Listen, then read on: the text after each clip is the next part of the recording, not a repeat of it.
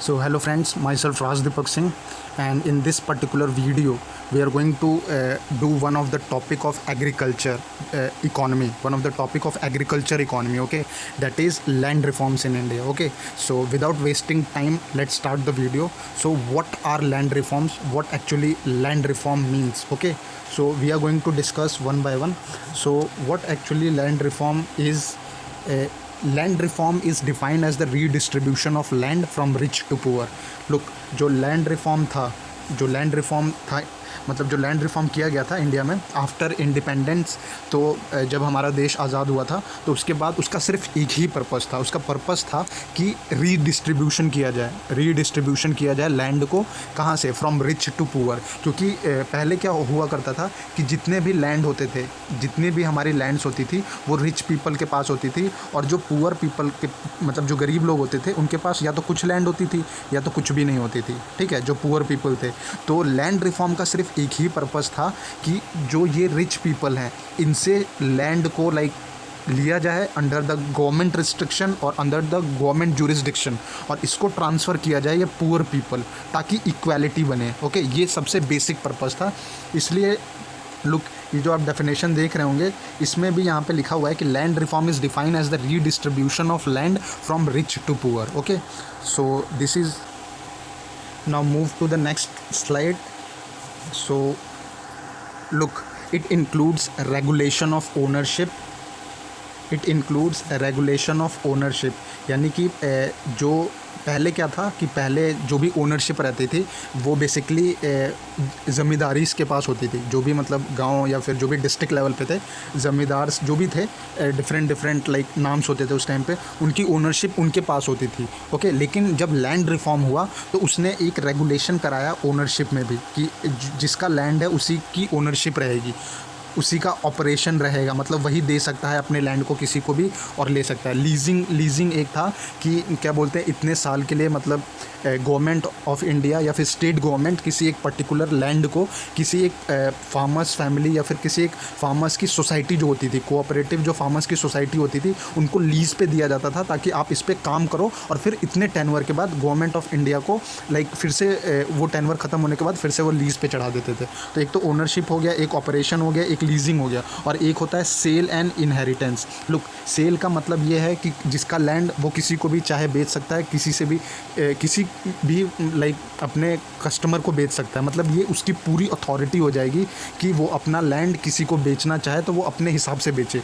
यही मतलब है इनहेरिटेंस का भी. इनहेरिटेंस का मतलब कि इनहेरिट हो गया, मतलब वो लैंड उसका हो गया बाय नेम, और you can say that bye legally वो लैंड उसका हो गया. Okay, so this is the regulation which which is done after the land reforms done in India. Okay, now move to the next slide. So look, during colonial rule there was neither growth nor equity in the agricultural sector. इसका मतलब कि colonial rule मतलब जब British का शासन था तो कोई ग्रोथ नहीं था उस टाइम पे, और कोई भी इक्वालिटी नहीं था एग्रीकल्चर सेक्टर में. इसका मतलब कि एक सेलेक्टिव लोगों को वो लैंड की ओनरशिप दी जाती थी, और वो क्या बोलते हैं, अपने हिसाब से, अपने प्रॉफिट के हिसाब से उन लोगों को लैंड देते थे जिनसे उनको मुनाफा हो. इससे क्या होता था कि जो पुअर फैमिलीज़ में जो फार्मर्स होते थे वो और पुअर होते गए और गरीब होते गए, और इसका इम्पैक्ट बहुत पड़ा विद रिस्पेक्ट टू, आप कह सकते हो डेथ के रिस्पेक्ट में. उस टाइम पे फार्मर्स के पास अनाज नहीं होते थे अपने फैमिलीज़ को देने के लिए. सो कॉलोनियल रूल में बहुत बुरा हाल था, कोई ग्रोथ नहीं थी, कोई इक्वालिटी नहीं थी एग्रीकल्चर सेक्टर में. Okay, now move to the next. At independence about 75% of the countries population was dependent on agriculture. और इसमें आप एक चीज़ देखिए कि इसमें सबसे जो बुरी चीज़ ये थी कि उस टाइम पे कोई रेगुलेशन नहीं था, लेकिन जो हमारी इंडिया की 75% पॉपुलेशन थी, 75% of the countries population was totally dependent on agriculture. Look, अगर 75% आबादी उस टाइम पे एग्रीकल्चर पे डिपेंड कर रही थी ब्रिटिश राज में, तो क्या बोलते हैं उस टाइम पे कोई रेगुलेशन नहीं था. इसका मतलब कि उस टाइम पे बहुत ही आप कह सकते हो बहुत ही बेकार कंडीशन थी. ओके, फार्मर्स के लिए in the colonial rule. Okay, before independence or at independence, you can say that 75% of the country's population was dependent on agriculture. Okay, so this is one of the biggest data which is which actually impact at that time of the Indian economy. After independence also बहुत ही impact था Indian economy का because of this 75% dependence on this agriculture. Okay, so this is one of the big data which you have to remember. Now this land reforms aimed at removing all obstacles in agricultural development arose due to land holding pattern, agricultural tenancy etc. Look, यहाँ पे आप एक चीज़ देखिए कि जो land reform था उसका M क्या था, removing all obstacles in agricultural development. यानी लैंड रिफॉर्म्स की वजह से जितने भी ऑब्स्टिकल्स थे, जितनी भी दुविधा थी एग्रीकल्चरल डेवलपमेंट में, यानी जितनी भी बाधाएं पड़ रही थी एग्रीकल्चरल डेवलपमेंट में, लैंड रिफॉर्म ने वो सारी दूर की. और वो कैसे किया, arose due to a land holding pattern, क्योंकि land holding pattern, agricultural tenancy etcetera.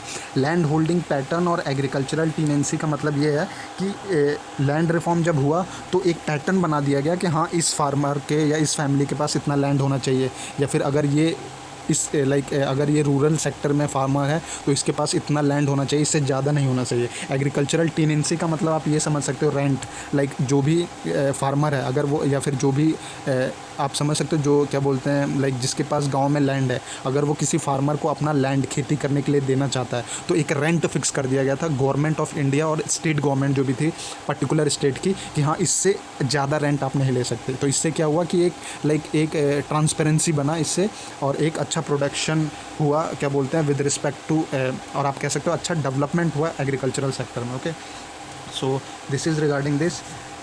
After independence, okay, after independence, under the chairmanship of J.C. Kumarappa, a committee was set up to oversee evolution of agrarian reform. Okay, ये भी बहुत important committee बनाई गई थी. Look, after independence के बाद under the chairmanship of J.C.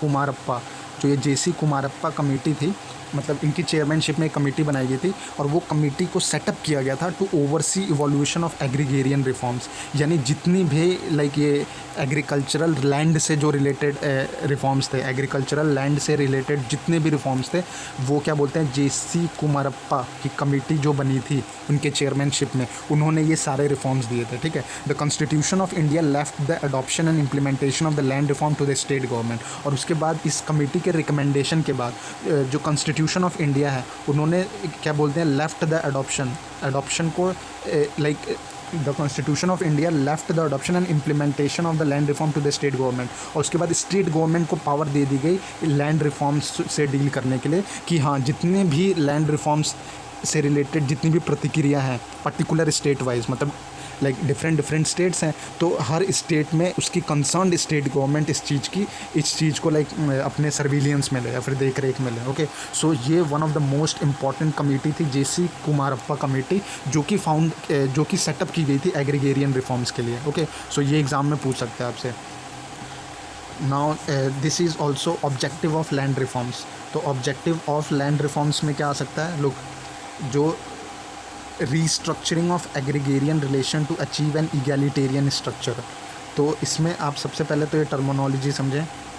Look, इसमें ये था कि रीस्ट्रक्चरिंग ऑफ एग्रीगेरियन रिलेशन, यानी कि रीस्ट्रक्चरिंग यानी कि फिर से बनाना, यानी कि फिर से स्थापित करना, जो भी गलत चीज़ें थी पहले उसको रीस्ट्रक्चर करना, उसको डेवलप करना. Restructuring of agrarian relation, agrarian मतलब आप ये कह सकते हो कि connected with farming and the use of land for farming. यानी कि फार्मिंग जो लैंड थी, जितनी भी लैंड थी जो फार्मिंग के लिए यूज़ की जाती थी, उसको रीस्ट्रक्चर किया गया to achieve an egalitarian structure. Egalitarian मतलब इक्वालिटी. इसका मतलब कि जितने भी फार्म लैंड्स थे, लेट सपोज ये फार्म लैंड्स हैं, तो इनको इक्वली क्या बोलते हैं, जितने भी सोसाइटी या जितने भी विलेजेस में डिफरेंट विलेजेस में फार्मर्स हैं, उनको ये जो भी ये प्रॉपर्टी थी या जो भी ये लैंड था एग्रीकल्चरल लैंड, इक्वली बांटा गया अंडर लैंड रिफॉर्म्स में. ओके, लैंड रिफॉर्म्स में फिर ये क्या था next, elimination of exploitation in land relation. और जो भी एक्सप्लॉयटेशन होता था लैंड से रिलेटेड, जो भी डिस्प्यूट्स होते थे, उसको कम किया गया. Actualisation of the goal of land to the tiller.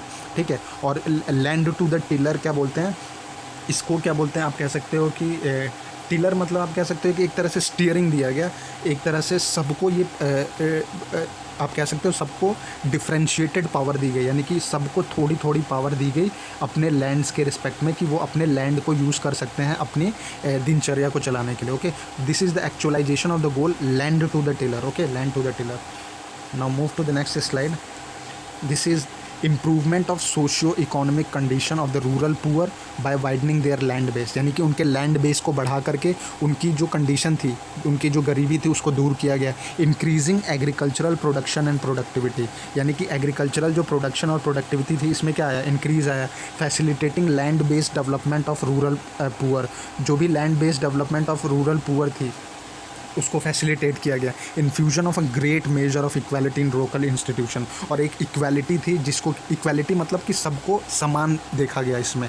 जब भी लैंड रिफॉर्म हुआ सबको इक्वल देखा गया, कि हाँ किसी के साथ आप कह सकते हो किसी के साथ डिफ्रेंशिएट नहीं किया गया। Okay, so post independence land reform, यानी कि इंडिपेंडेंट के बाद का लैंड रिफॉर्म क्या था। तो लुक 4 सबसे इंपॉर्टेंट लैंड रिफॉर्म्स थे इंडिपेंडेंट के बाद। ये देखो यहाँ पे लिखा है पोस्ट इंडिपेंडेंट जो लैंड रिफॉर्म था उसमें जो थे 4 सबसे इंपॉर्टेंट थे।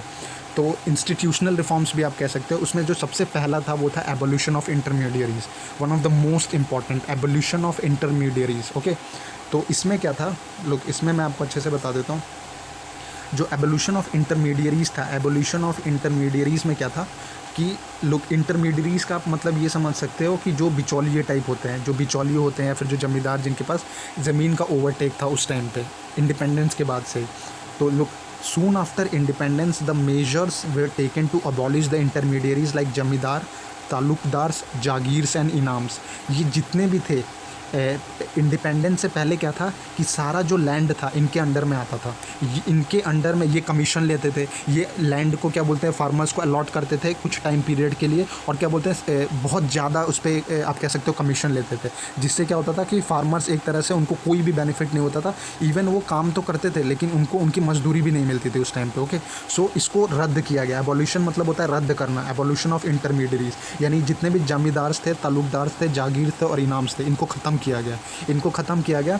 और इसमें मद्रास जो है, Madras first state to pass act for abolishing intermediaries in 1948, और मद्रास जो है पहला स्टेट बना इस चीज़ को पास करने में। लुक ये one of the most important है एबोल्यूशन ऑफ इंटरमीडियरीज, और ये क्या बोलते हैं मद्रास जो था वो पहला स्टेट था जिसने इसको एबॉलिश किया। ओके, लाइक ज़मींदार, ताल्लुकदार, जागीर्स और इनाम्स को एबॉलिश कर दिया, यानी इनको हटा दिया गया, इनको इनसे ज़मीन को छीन लिया गया। किसने छीना है, जो भी सेंट्रल गवर्नमेंट थे, और सेंट्रल गवर्नमेंट ने स्टेट गवर्नमेंट को दिया और बोला कि लैंड रिफॉर्म कीजिए और डिफरेंट जो भी फार्मर्स की फैमिली है सभी फैमिलीज़ को इक्वली इन लैंड को क्या बोलते हैं बांटा जाए। Okay, now this is regarding abolition of intermediaries. Okay, now abolition of intermediaries में एक चीज़ और है कि बाय 1955 के दौरान the progress for the abolition of intermediaries had been completed in almost all the state, यानी 1955 तक ये जो द एबोल्यूशन ऑफ इंटरमीडियरीज है ये कंप्लीट हो चुका था। यानी जितने भी लाइक ये इनाम्स थे, जितने भी ये आपके जितने भी अभी मैंने बताया ताल्लुकदार्स थे, जितने भी ये ज़मींदार्स थे, इनका एबोल्यूशन कर दिया गया था 1955 तक, यानी सारे स्टेट में ऑलमोस्ट ख़त्म हो चुका था। ठीक है, it brought the cultivator into direct relationship with the government, ये one of the most important line है। इस लुक जब ज़मींदारी हट चुकी थी, जब एबोल्यूशन ऑफ इंटरमीडियरी, जो भी बिचौलिए थे लैंड, जो क्या बोलते हैं लैंड की लाइक ख़रीद बिक्री या जितने भी इलीगल काम होते थे, जब वो हट गया तो उसके बाद क्या हुआ कि जो भी फार्मर्स थे जो मेहनत करके अपना दिनचर्या को चलाते थे, कल्टीवेटर आप कह सकते हो, वो डायरेक्ट रिलेशनशिप में आ गए गवर्नमेंट ऑफ इंडिया के। इसका मतलब कि अगर उनको अपनी ज़मीन को ओन करना है लीगली तो गवर्नमेंट ऑफ इंडिया डायरेक्ट उनसे इंटरेक्ट करती थी। किसके थ्रू, स्टेट गवर्नमेंट के through. Okay, so this is regarding abolition to intermediaries. Now the second one, look जो ये जो था पहला, ये आपका फर्स्ट था, ये आपका फर्स्ट इंस्टीट्यूशनल रिफॉर्म्स था। Remember this, abolition of intermediaries जो था ये पहला आप कह सकते हो कि लैंड रिफॉर्म्स था, पहला रिफॉर्म्स था इंस्टीट्यूशनल रिफॉर्म। अब हम दूसरा पढ़ते हैं, सेकंड, और सेकंड जो है वो है ये टीनेंसी रिफॉर्म। सेकंड जो है ये क्या है, tenancy reform, one of the most important है। ठीक है, अब टीनेंसी रिफॉर्म्स में मैं थोड़ा आपको बताता हूँ। लुक टीनेंसी का मतलब होता है कि ये अगर लैंड है लेट सपोज़ ये कोई एक पर्सन है जिसके पास ये लैंड है, उसका लैंड है, तो ये पर्सन अगर अमीर है, रिच है, तो ये कभी भी खुद खेती नहीं करेगा, ये किसी को ये लैंड देगा, रेंट पे देगा कि आप खेती करो इस पे और इतने महीने में इतना रेंट मेरे को चाहिए। तो ठीक है, तो टीनेंसी का मतलब होता है यही रेंट पे। ये जो फार्मर इसको जो रेंट पे करेगा उसी को हम टीनेंसी कहते हैं, टीनेंसी रिफॉर्म। अब ये है क्या एक्चुअली में, तो इसका मतलब ये है कि लुक, रेगुलेशन ऑफ रेंट्स, ये है टीनेंसी रिफॉर्म्स में आया regulation of rents. Regulation of rents में था कि maximum limits on rent were fixed by the government through legislation, यानी कि एक कानून बनाया गया जिसमें ये निर्धारित किया गया कि एक मैक्सिमम लिमिट को रखा जाए कि हाँ, इससे ज़्यादा कोई भी क्या बोलते हैं फार्मर से रेंट नहीं लेगा, क्योंकि अगर ज़्यादा रेंट लेगा तो फार्मर्स खेती करेगा तो भी उसको कुछ फ़ायदा नहीं होगा और उसको अपनी दिनचर्या भी चलानी है। ओके, सो ये रेगुलेशन ऑफ रेंट बहुत इंपॉर्टेंट था टीनेंसी रिफॉर्म्स में। एक आया था security of tenure. Look, legislation was passed by states to check arbitrary eviction and grant permanent right over land to tenants. इसका ये मतलब है कि एक लॉ को पास किया गया बाय सारे स्टेट्स गवर्नमेंट के through to check arbitrary eviction, ठीक है, to check arbitrary eviction and grant permanent rights over land to tenants. इसका मतलब कि ये है कि लोग उस टाइम पे क्या होता था कि कई सारे पर्सन हैं, लेट सपोज वो रिच हैं, उनके पास लैंड होता था, ठीक है, अभी मैंने आपको बताया, वो फार्मर्स को दे देते थे। इसमें क्या होता था, इस सिक्योरिटी ऑफ टेन्योर में क्या था कि ये अपना लैंड, लेट सपोज इस फार्मर को इन्होंने 3 महीने के लिए दिया, ठीक है, 3 महीने के लिए दिया, लेकिन उस टाइम पे क्या होता था कि 3 महीने, लेट सपोज इसका मन किया कि ये 3 महीने ना दे करके इसका मन किया कि नहीं 1 महीने तक ही दें, उसके बाद इसको वापस चाहिए, तो ये फार्मर्स अभी 3 महीने तक पूरी तरह इस लैंड पे डिपेंड है और इसने 1 महीने में ही ये लैंड की ओनरशिप अपने वापस ले ली। इसका मतलब कि उस टाइम पे क्या होता था कि कोई एग्रीमेंट नहीं था कि हाँ 3 महीने के लिए लिया है तो 3 महीने के लिए अब ये फार्मिंग करके ही देगा। तो इसको बचाने के लिए, लाइक इससे अगर वो 1 महीने के अंदर अंदर में ही ले लेगा तो फार्मर को तो नुकसान हो जाएगा, जितना भी उसने खेती किया होगा उसको सारा क्या बोलते हैं नुकसान हो जाएगा, और ये अगर ओन कर लेगा तो जितना भी उसने फसल उगाया होगा वो सारा ये पर्सन प्रॉफिट में ले लेगा। तो इसको सिक्योर करने के लिए एक लॉ पास किया गया जिसमें ये परमानेंट राइट दिया गया टीनेंट्स को ओवर लैंड, ठीक है, grant permanent rights over land to tenants. Okay, so this is the security of tenure, second one most important, ये टीनेंसी रिफॉर्म्स में ही था, ठीक है। Now move to the next one. Tenancy reforms में एक और था ओनरशिप राइट ऑफ टीनेंट्स। अभी मैंने बताया ओनरशिप और right of tenant. Most state passed legislation to transfer ownership right to tenants in spirit of land to tiller. जो मैंने अभी आपको पहले एग्जांपल दिया है सेम इसमें अप्लाई होता है कि फार्मर्स को एक ड्यूरेशन टाइम के लिए अगर आपने लैंड प्रोवाइड किया है तो उससे पहले, उस ड्यूरेशन के पहले आप उनसे लैंड नहीं खींच सकते, तो वो ओनरशिप राइट टीनेंट्स को दी गई थी in spirit land to the tiller के अंडर में, of land to the tiller के अंडर में ये ओनरशिप राइट दी गई थी टेनेंट्स को। Remember this, one of the most important ownership rights of tenants. Okay, now move to the next. Look, this is the third institutional reform, you can say that this is the third institutional reform. 2 मैंने बता दिया आपको, पहला बताया था आपको evolution of the intermediaries, दूसरा tenancy reforms, तीसरा क्या है ceiling of land holding, very important. Now ceiling of land holding में क्या है, the term ceiling on land holding refers to the legally stipulated maximum size beyond which no individual farmer or farm household can hold any land. Look, ceiling of land holding का मतलब ये है कि मतलब कि आप कह सकते हो कि एक ऐसा रिफॉर्म किया गया कि एक फार्मर है, लेट सपोज गांव में तो बहुत सारे फार्मर्स होते हैं, तो एक चीज़ को वो किया गया, सीलिंग किया गया लैंड पे, मतलब एक सील किया गया कि हाँ अगर ये फार्मर F1 है, F2, F3 और F4 फार्मर हैं तो एक लिमिट फिक्स की गई कि इन फार्मर्स के पास, जितने भी फार्मर्स हैं, इन फार्मर्स के पास एक लैंड होल्डिंग हो जिससे ज़्यादा वो लैंड एक्वायर नहीं कर सकते, यानी एक लिमिट तय की गई जिससे ज़्यादा कोई भी फार्मर्स लैंड होल्डिंग नहीं कर सकता है। रिमेंबर दिस, इसलिए इसको टर्म दिया गया सीलिंग ऑन लैंड होल्डिंग, ठीक है। The term ceiling on land holding refers to the legally stipulated maximum size beyond which no individual farmer और farm household can hold any land, यानी कि एक इतना लैंड जिसके बाद कोई भी फार्मर उससे ज़्यादा लैंड नहीं एक्वायर कर सकता। ये था सीलिंग ऑफ लैंड होल्ड। इससे क्या हुआ, इक्वालिटी बनी, और इक्वालिटी से क्या हुआ कि जितने भी पुअर्स थे उनको थोड़ा लैंड मिला जिससे वो अपनी दिनचर्या, खेती करके अपनी दिनचर्या को चलाते थे। ओके, सो ये लैंड रिफॉर्म्स हुआ था, ceiling of land holding. Now ceiling of land holding में ये भी आया, मैंने आपको बताया equity in land ownership. Look, equality I, land ownership में, यानी सबको कुछ कुछ लैंड मिला लैंड रिफॉर्म्स में। फास्टर इकोनॉमिक ग्रोथ हुआ। कैसे फास्टर इकोनॉमिक? अगर सबको आप इक्वल लैंड डिस्ट्रीब्यूट करोगे तो सारे फार्मर्स अपने अपने लैंड पे खेती करेंगे, और सारे फार्मर्स अगर अपने अपने लैंड पे खेती करेंगे तो वो फसल भी उगाएंगे, और वो फसल गवर्नमेंट ऑफ इंडिया के पास जाएगा और डिफरेंट डिफरेंट ऑर्गेनाइजेशंस के पास जाएगा, जिससे हमारी इकोनॉमिक ग्रोथ बढ़ेगी। तो फास्टर इकोनॉमिक ग्रोथ। और ये हुआ सोशल जस्टिस। सोशल जस्टिस यानी कि हर फार्मर्स को, चाहे वो क्या बोलते हैं मिडिल क्लास हो, बिलो पॉवर्टी लाइन हो या अपर क्लास हो, सबको लाइक इक्वली ट्रीट किया गया। सबको कैसे ट्रीट किया गया? इक्वली, यानी सबको इक्वल लैंड मिला। ठीक है। So ceiling of land holding. Now move to the next slide.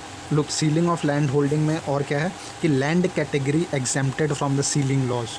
अब इसमें एक चीज़ आपको मैं एक चीज़ ये बताना चाहता हूँ कि कुछ लैंड कैटेगरीज थी जिसको सीलिंग ऑफ लॉज में नहीं इंक्लूड किया गया। Look, land category exempted from the ceiling laws. Exempted यानी कि इसको हटाया गया, मतलब इसको इंक्लूड नहीं किया गया। लाइक शुगर केन फार्म्स हो गए, कोऑपरेटिव गार्डन्स हो गए, टैंक फिशरीज़ हो गई, या लैंड वेस्टेड इन ग्राम सभाज हो गए। ठीक है। सो ये आपको चार बहुत इंपॉर्टेंट है, याद रखने ज़रूरी है। लाइक शुगर केन फार्म्स हो गए, कोऑपरेटिव गार्डन्स हो गए, टैंक फिशरीज़ हो गई, and land vested in gram sabhas. ये क्या थे? ये लैंड कैटेगरी थी exempted from the ceiling laws. जो भी लॉज को बनाया गया था, सीलिंग लॉज, जो भी सीलिंग ऑन लैंड होल्डिंग था, उसमें इसको एग्जेम्पशन दिया गया। ठीक है, उसमें इसको एग्जेम्पशन दिया गया। Now move to the next. Exemptions का मतलब यही कि उसमें इसको इंक्लूड नहीं किया गया। Exempted, land category exempted from the ceiling laws. Okay, now move to the next. So this is the fourth one. Look, मैंने 3 आपको बता दिया है, ये चौथा इंस्टीट्यूशनल रिफॉर्म्स था। ये जो मैं 4 आपको इंस्टीट्यूशनल रिफॉर्म या लैंड रिफॉर्म बता रहा हूँ, ये one of the most important है। इसके बिना लैंड रिफॉर्म्स इंडिया में का कोई वजूद ही नहीं था। ये जो 4 रिफॉर्म है, यही एक्चुअल लैंड रिफॉर्म है जो कि एग्जाम में पूछता है। ओके, तो चौथे में क्या है? Consolidation of holding. Consolidation of holding का मतलब होता है, पहले हम इसको पढ़ते हैं। Look, land consolidation means merging of multiple consolidated farms and giving it to each farmer. It simply means instead of holding multiple small lands in different places, the farmers will be given a single big piece of land at a place. The measure is adopted to solve the problem of land fragmentation. तो इसको मैं आपको अच्छे से समझाता हूँ। Look, late suppose ये एक फार्मर है। ठीक है, इसके पास एक प्लेस में ये लैंड है, एक प्लेस में ये लैंड है, एक प्लेस में ये लैंड है। ठीक है, अब ये जो तीनों लैंड है ये अलग अलग जगह है। लेट सपोज इस लैंड और इस लैंड के बीच का डिस्टेंस है 20 किलोमीटर। ठीक है, और इस लैंड और इस लैंड के बीच का डिस्टेंस है 40 किलोमीटर। यानी ये तीनों लैंड इसी पर्टिकुलर फार्मर का है, लेकिन ये दूर दूर पे है, यानी कि बहुत दूर दूर लैंड है, मतलब इसने ज़मीन है इसकी। अब इसको क्या होगा? दिक्कत होगी। क्यों? कैसी दिक्कत होगी कि जब ये इस पे खेती करेगा, इस पे खेती करेगा और इस पे खेती करना चाहेगा, तो ये एक ही टाइम पे इन तीनों पे खेती नहीं कर पाएगा, जिससे क्या होगा कि ये मैक्सिमम प्रोडक्शन नहीं कर पाएगा, और मैक्सिमम प्रोडक्शन ना कर पाने की वजह से इसको प्रॉफिट भी ज़्यादा नहीं होगा। तो ये जो कंसोलिडेशन ऑफ होल्डिंग, जो चौथा था कंसोलिडेशन ऑफ होल्डिंग, ये क्या कहता है कि जो भी ये 20 किलोमीटर का गैप बना है, 40 किलोमीटर का गैप बना है ये लैंड के बीच में, जितने भी गैप्स ये क्रिएट किए गए हैं 20 के, ये क्या करेंगे? इस रिफॉर्म्स में क्या हो जाएगा कि ये जो लैंड है और ये जो लैंड है, गवर्नमेंट ऑफ इंडिया और स्टेट गवर्नमेंट ने क्या किया इस रिफॉर्म में कि वो इस लैंड को यहाँ पे इनके पास दे देगी। लाइक इसके पास एक लैंड तो था, एक लैंड और जोड़ दिया, एक लैंड और जोड़ दिया, तो तीनों लैंड हो गया, और ये लैंड हटा दिया। मतलब ये लैंड को बेच करके आप कह सकते हो कि रिप्लेसमेंट हो गया। रिप्लेसमेंट मतलब कि यहाँ पे जो व्यक्ति, लेट सपोज कोई फार्मर है जो कि इस जगह पे रहता हो, तो इस गवर्नमेंट ने क्या किया कि इसको ये वाला लैंड दे करके, मतलब इससे ये वाला लैंड रिप्लेस कर दिया। लाइक किसी और को चाहिए होगा तो ये लैंड दे दिया, और जो फार्मर्स को रिक्वायरमेंट थी उसको यहाँ पे लैंड दे दिया। ठीक है, सो एक्चुअल में ये चीज़ था कि the farmers will be given a single big piece of land at a place. यानी कि अगर किसी फार्मर का अलग अलग जगह पे बहुत सारे लैंड हैं तो उसको दिक्कत होगी फार्मिंग में, तो गवर्नमेंट ऑफ इंडिया या फिर स्टेट गवर्नमेंट के अधीन में क्या हुआ कि उस फार्मर्स को एक ही जगह सारे लैंड की अलॉटमेंट कर दी गई, और जो दूसरी जगह पे लैंड था वो किसी और को दे दिया गया। इसमें क्या हो गया? रिप्लेसमेंट हो गया। रिप्लेसमेंट आप कह सकते हो, रिप्लेसमेंट, और इसी को कहते हैं कंसोलिडेशन ऑफ होल्डिंग। कंसोलिडेशन का मतलब होता है कि एक जगह, पूरा एक जगह हो गया। ठीक है, एक जगह हो गया। तो ये था चौथा इंस्टीट्यूशनल रिफॉर्म। ठीक है, ये चौथा इंस्टीट्यूशनल रिफॉर्म था। लुक, मैंने अभी आपको इससे पहले 4 इंस्टीट्यूशनल रिफॉर्म्स बताए हैं। मैं एक बार रिवाइज कर देता हूँ। जो पहला था वो था एवोल्यूशन ऑफ द इंटरमीडियरीज। पहला क्या था? एक सेकेंड, इसको मैं अच्छे से बता देता हूँ आपको। लुक, जो पहला था आपका वो था क्या, abolition of intermediaries, abolition of intermediaries. जो दूसरा रिफॉर्म्स था वो टीनेंसी रिफॉर्म्स था। जो तीसरा था वो था fixing ceiling of land holding, ठीक है, fixing ceiling of land holding. और जो चौथा था वो था कंसोलिडेशन ऑफ लैंड होल्डिंग, ठीक है। तो ये 4 मैंने मोस्ट इंपॉर्टेंट लैंड रिफॉर्म्स आपको करा दिया है, ठीक है। ये एग्ज़ाम पॉइंट ऑफ व्यू से one of the most important है। अगर आपको नहीं पता तो ये चारों आपको पता होना चाहिए एक्चुअल में ये क्या होते हैं, ठीक है। Now move to the next slide.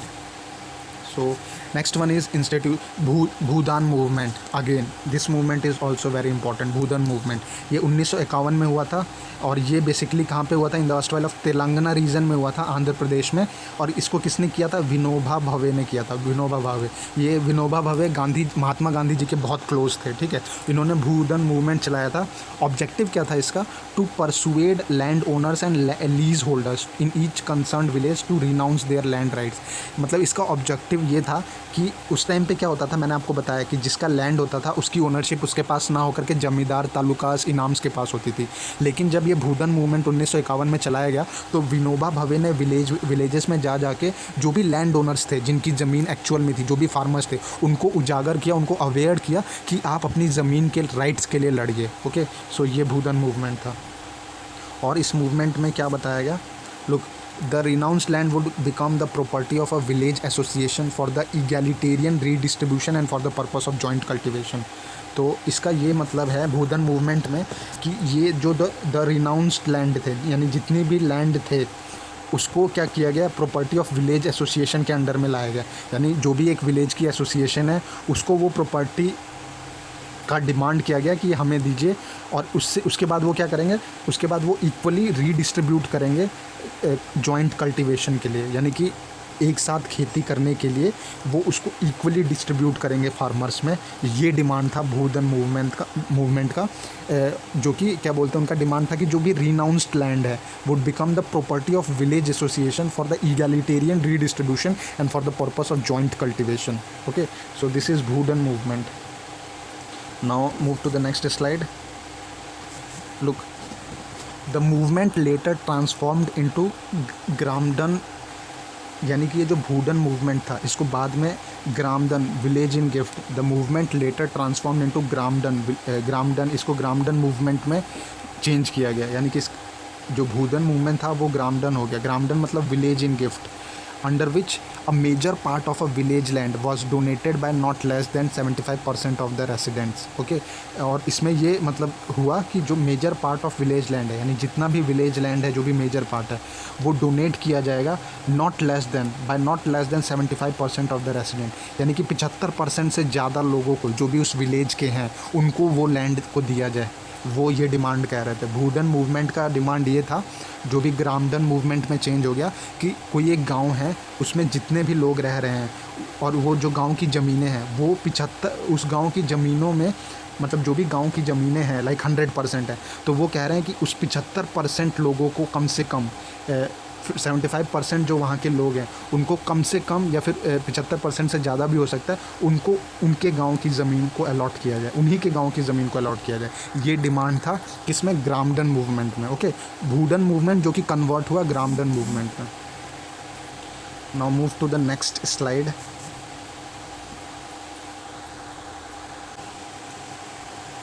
Look, ये जो भूदान मूवमेंट था, एक second,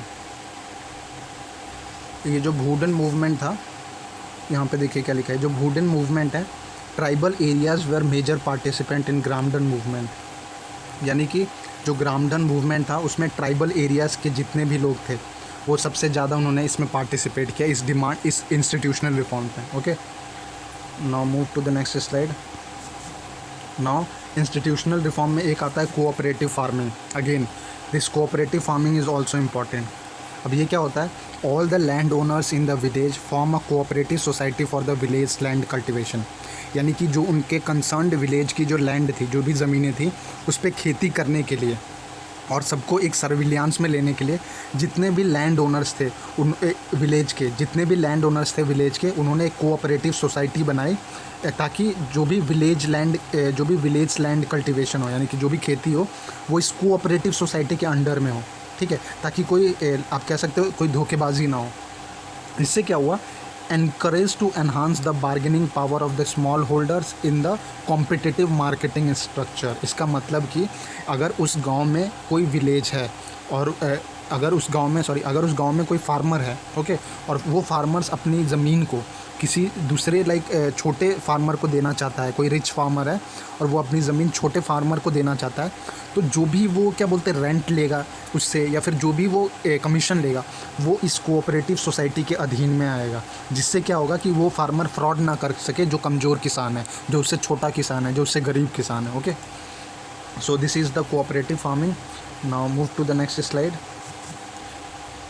the next one is your technological reforms. Again technological reforms क्या कहता है कि टेक्नोलॉजिकल रिफॉर्म्स में क्या हुआ कि टेक्नोलॉजी का यूज़ किया गया।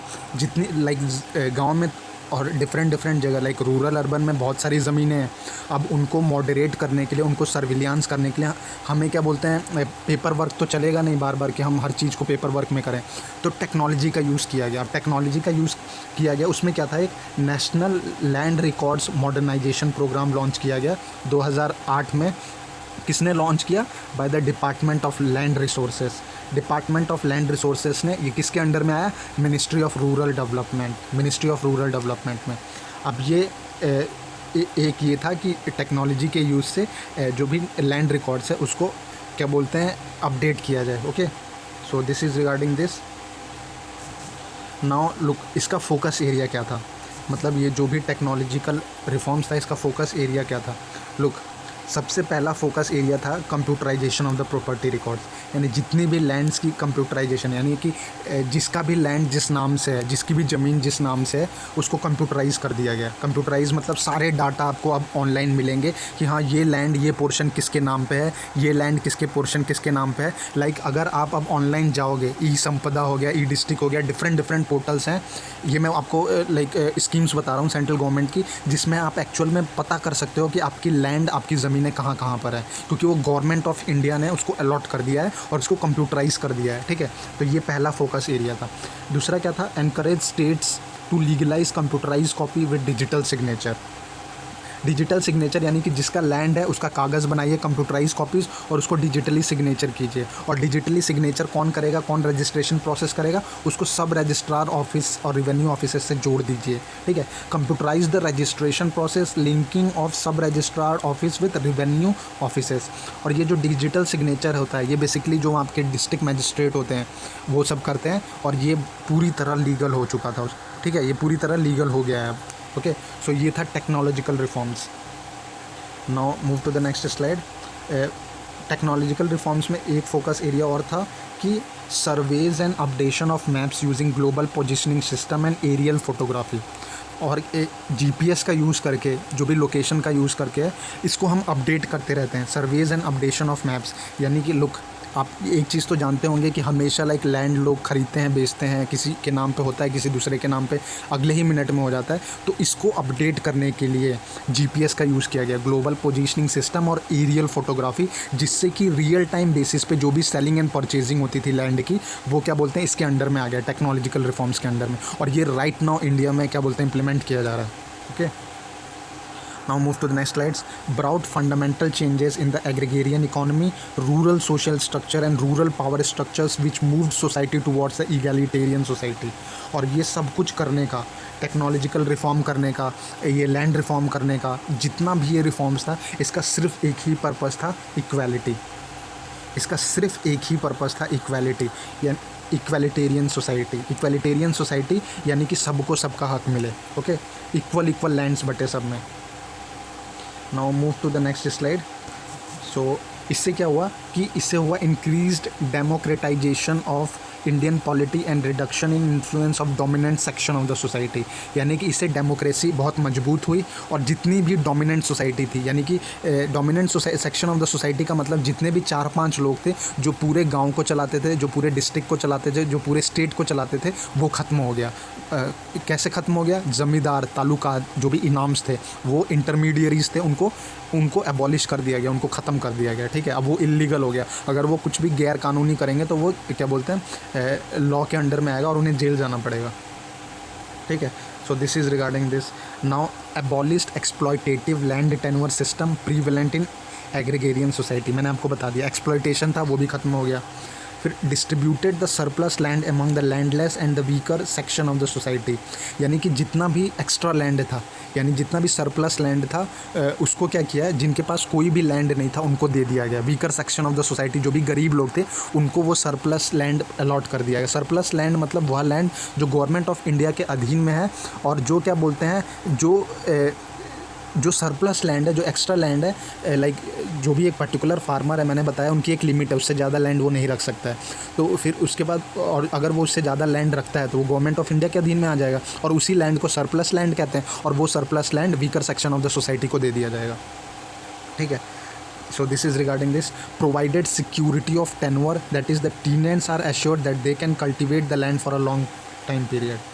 तो इसका एक फ़ायदा और हुआ कि मैंने आपको बताया सिक्योरिटी ऑफ टेन्योर, यानी टीनेंट्स, यानी जो भी रेंट पे करते थे अपनी खेती के लिए, अपने जो भी अमीर, जो भी क्या बोलते हैं रिच फार्मर्स थे, उनको लाइक रेंट पे करते थे, कमीशन पे करते थे, उसकी एक सिक्योरिटी प्रोवाइड किया गया।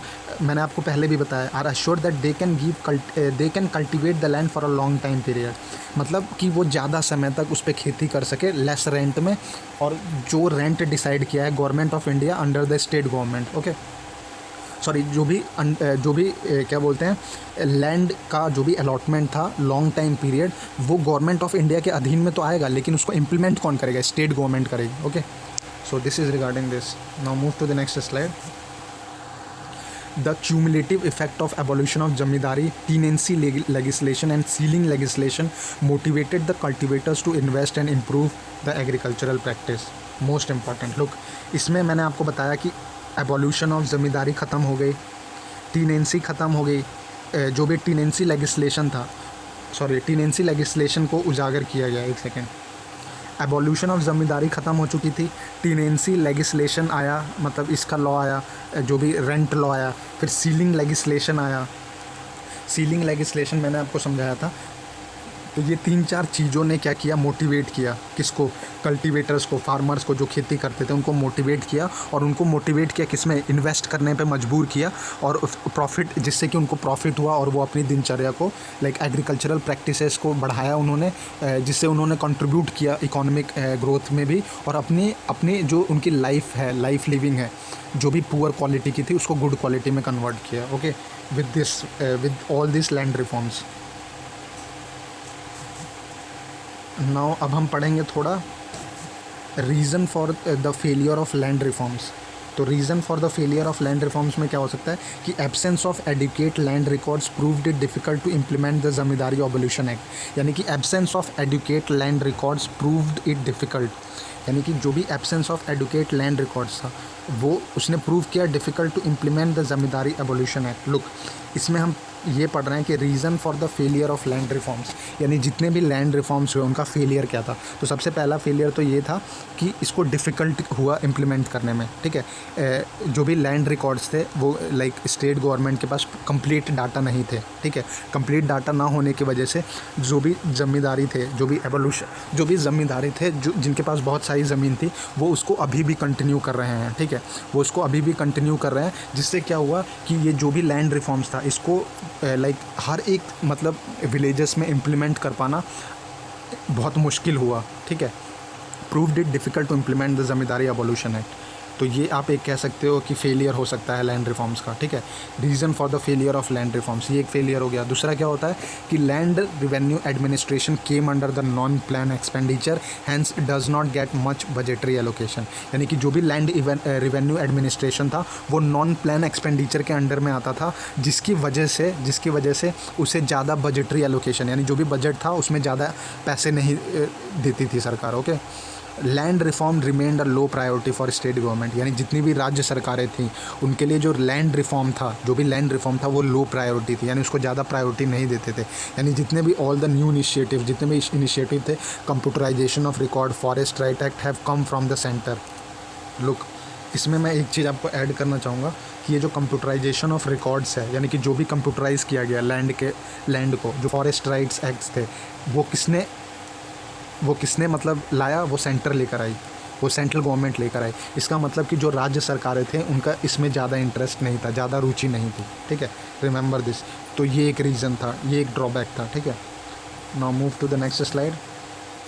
The proxy influence of rural elites in panchayats did not allow any land reform implementation in true spirit. Look, यानी कि कुछ लोग गाँव में कुछ लोग डिफरेंट जितने भी अलग अलग गांव थे उनमें कुछ ग्रुप्स ऐसे थे, कुछ पंचायत ऐसे थे जिन्होंने इसको क्या बोलते हैं जो इसके अगेंस्ट में थे लैंड रिफॉर्म के, और इन्होंने अपने गांव में, क्योंकि पंचायत हेड होता है गांव का, इन्होंने अपने गांव में इम्प्लीमेंट ही नहीं किया, इम्प्लीमेंटेशन ट्रू स्पिरिट में नहीं किया, यानी कि जो भी प्रावधान थे उसको ट्रू स्पिरिट में ये अपने गाँव में नहीं लेकर आए। ठीक है, तो ये एक रीज़न था इसके फेलियर का। In most states, villages and field maps, records of rights and land measurement records have become obsolete। यानी कि मैक्सिमम स्टेट्स जो थे या फिर मैक्सिमम विलेजेस थे एंड जो फील्ड मैप्स थे, या फिर आप कह सकते हो इन मोस्ट स्टेट, मैक्सिमम जो स्टेट्स थे, villages and field maps, records of rights and land measurement records have become absolute. यानी कि वो एक तरह से आप कह सकते हो कि नॉन वर्किंग हो गया। ठीक है, मतलब कि आप कह सकते हो मेज़रमेंट, ये जो भी रिकॉर्ड ऑफ राइट्स था, लैंड मेज़रमेंट रिकॉर्ड था, ज़मीन को नापना, उनका रिकॉर्ड रखना, और क्या बोलते हैं जिसका ज़मीन है उसके कितना है, कोई दूसरा फार्मर तो नहीं है जो क्या बोलते हैं किसी दूसरे का ज़मीन हथिया ले रहा है, तो इस पे भी ज़्यादा काम नहीं किया गया मोस्ट ऑफ द स्टेट्स में। लाइक आप समझते होगे कि हर एक इंच के लिए लोग लड़ ले जाते हैं ज़मीन में, तो इस पे भी उतना काम नहीं किया गया कि exactness of the land holding, मैं फिर कह रहा हूँ exactness of the land holding पे काम नहीं किया गया कि हाँ एग्जैक्ट लैंड इसका इतना, मतलब इतना पोर्शन तक इस फार्मर का है, फिर इतना पोर्शन तक दूसरे फार्मर का है, उसमें कमी आई। ठीक है, तो ये एक आप कह सकते हो कि ड्रॉबैक था। Now move to the next. Tenants, मैंने आपको अभी बताया जो रेंट पे करते थे, landless agricultural labourers, SC ST form an unorganised group, therefore do not act as pressure group for speedily implementation of the land reforms. ठीक है, यानी जो भी टीनेंट्स थे, जो भी लैंडलेस एग्रीकल्चरल लेबरर्स थे, SC ST थे, उन्होंने एक अनऑर्गेनाइज्ड ग्रुप को फॉर्म किया, therefore form an unorganised group, therefore do not act as pressure groups for speedy implementation of the land reforms. Okay, now move to the next. तो इसमें look, ये जो land reforms था, जितना भी land reforms था मैंने आपको सारी चीज़ें बताई, उसमें जो सबसे 4 मेजर लैंड रिफॉर्म्स थे जो हुए वो मैंने आपको बताया। The abolition of the intermediaries, tenancy reforms, fixing ceilings of land holding and consolidation of land holding. ये चार लैंड रिफॉर्म्स मैंने आपको मोस्ट इंपॉर्टेंट जो थे ये बताया। ठीक है, 4 लैंड रिफॉर्म्स मैंने आपको बताया, और इसमें एक क्वेश्चन मैं क्या बोलते हैं पूछना चाहता हूँ और अराइज़ करना चाहता हूँ जो भी ये वीडियोस देख रहा है with respect to land reforms, कि ये जो भी लैंड रिफॉर्म्स हुआ क्या ये एक्चुअली अभी इम्प्लीमेंट हुआ है? क्या ये लैंड रिफॉर्म्स क्या बोलते हैं जितने भी गरीब फार्मर्स हैं उनको अलॉट किया गया है? क्या उन्हें एक्चुअल में उनके क्या बोलते हैं प्रॉफिट उनको मिलता है उनकी खेती का? क्या उनसे ज़्यादा कमीशन वसूला जाता है जो भी क्या बोलते हैं उनको लैंड लाइक एग्रीकल्चरल पर्पज़ के लिए देते हैं? और दो तीन क्वेश्चन और मैं ऐड करना चाहूँगा।